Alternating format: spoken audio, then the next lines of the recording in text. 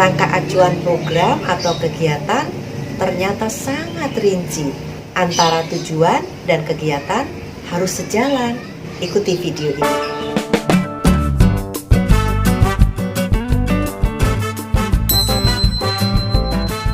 Assalamualaikum warahmatullahi wabarakatuh.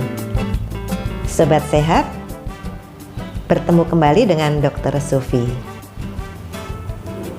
Video saya yang ke-53 ini akan membahas tentang penyusunan dokumen kerangka acuan program atau kegiatan. Pembahasan tentang penyusunan dokumen kerangka acuan program atau kegiatan merupakan pembahasan penyusunan dokumen yang keenam. Kerangka acuan disusun untuk program atau kegiatan yang akan dilakukan oleh FKTP, puskesmas maupun klinik. Program atau kegiatan yang dibuat kerangka acuan adalah sesuai dengan standar akreditasi, antara lain program pengembangan SDM, program peningkatan mutu puskesmas dan keselamatan pasien, program pencegahan bencana, program pencegahan kebakaran, kegiatan pelatihan triase gawat darurat, dan sebagainya. Dalam menyusun kerangka acuan, harus jelas tujuan dan kegiatan-kegiatan yang akan dilakukan dalam mencapai tujuan. Tujuan dibedakan atas tujuan umum yang merupakan tujuan secara garis besar dari keseluruhan program atau kegiatan, dan tujuan khusus yang merupakan tujuan dari tiap-tiap kegiatan yang akan dilakukan. Dalam kerangka acuan harus dijelaskan bagaimana cara melaksanakan kegiatan agar tujuan tercapai dengan penjadwalan yang jelas dan evaluasi serta pelaporan. Kerangka acuan dapat menggunakan format yang diterapkan di Dinas Kesehatan Kabupaten Kota masing-masing atau contoh sistematika kerangka acuan yang meliputi 9 hal, antara lain pendahuluan, latar belakang, tujuan umum dan tujuan khusus, kegiatan pokok dan rincian kegiatan, cara melaksanakan kegiatan, sasaran, jadwal pelaksanaan kegiatan, monitoring evaluasi pelaksanaan kegiatan, dan pelaporan dan pencatatan pelaporan dan evaluasi kegiatan. Kita bahas satu persatu ya. Pertama, pendahuluan. Yang ditulis dalam pendahuluan adalah hal-hal yang bersifat umum yang masih terkait dengan upaya kegiatan. Kemudian latar belakang. Latar belakang adalah merupakan justifikasi atau alasan mengapa program tersebut disusun.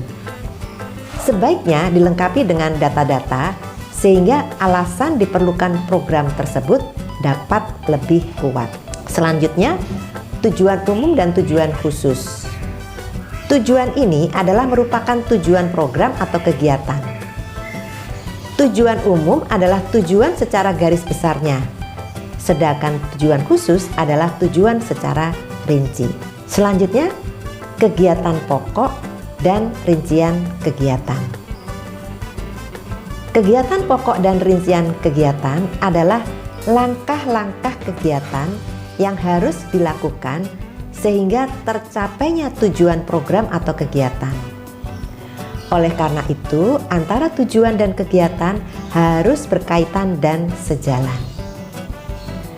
Berikutnya, cara melaksanakan kegiatan. Cara melaksanakan kegiatan adalah metode untuk melaksanakan pokok kegiatan atau kegiatan pokok dan rincian kegiatan.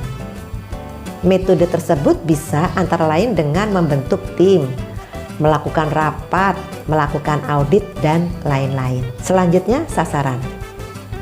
Sasaran program adalah target per tahun yang spesifik dan terukur untuk mencapai tujuan-tujuan upaya atau kegiatan. Sasaran program atau kegiatan menunjukkan hasil antara yang diperlukan untuk merealisir tujuan tertentu. Penyusunan sasaran program perlu memperhatikan hal-hal sebagai berikut.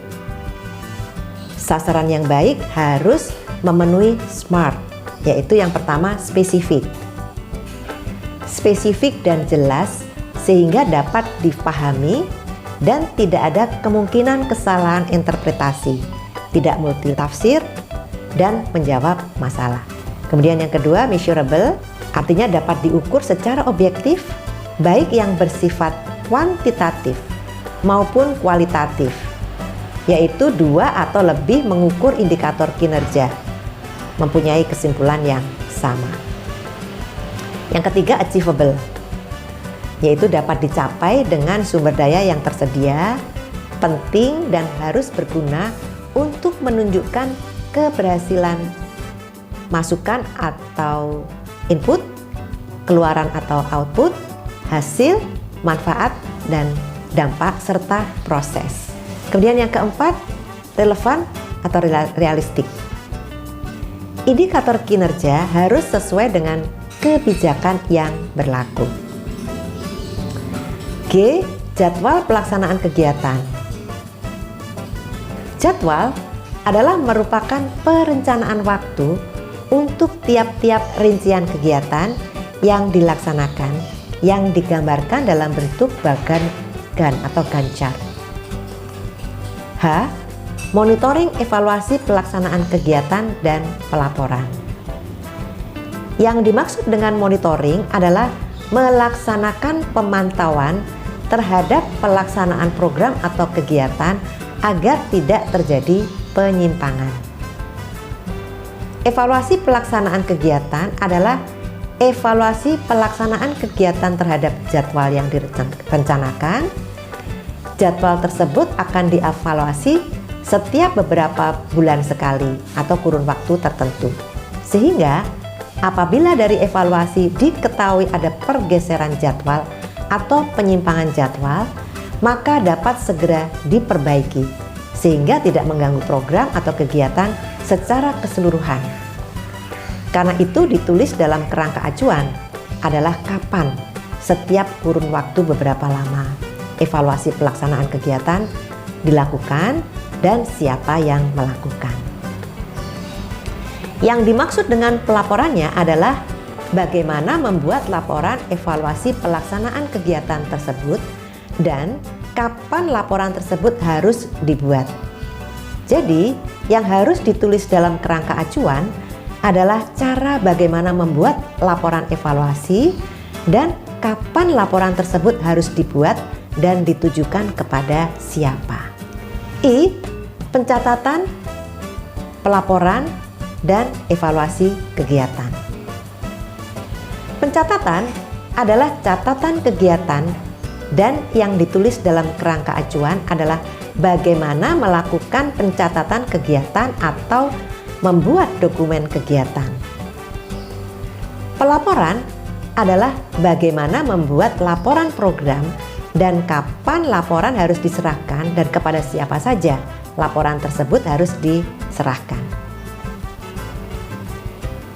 Evaluasi kegiatan adalah evaluasi pelaksanaan program atau kegiatan secara menyeluruh. Jadi yang ditulis dalam kerangka acuan bagaimana melakukan evaluasi dan kapan evaluasi harus dilakukan. Jika diperlukan, dapat ditambahkan butir-butir lain sesuai kebutuhan, tetapi tidak diperbolehkan mengurangi. Misalnya, rencana pembiayaan dan anggaran, itu sebagai butir-butir tambahan.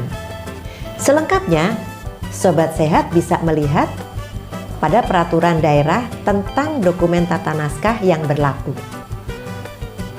Bisa juga melihat Permendagri RI nomor 42 tahun 2016 tentang tata naskah dinas di lingkungan Kemendagri dan peraturan lain, atau pedoman penyusunan dokumen akreditasi FKTP Kemenkes RI, Dirjen Pelayanan Kesehatan, Direktorat Mutu dan Akreditasi Pelayanan Kesehatan tahun 2017, halaman 22-24, dan lampiran 1 contoh kerangka acuan peningkatan mutu klinis dan keselamatan pasien Puskesmas X, halaman 39-42.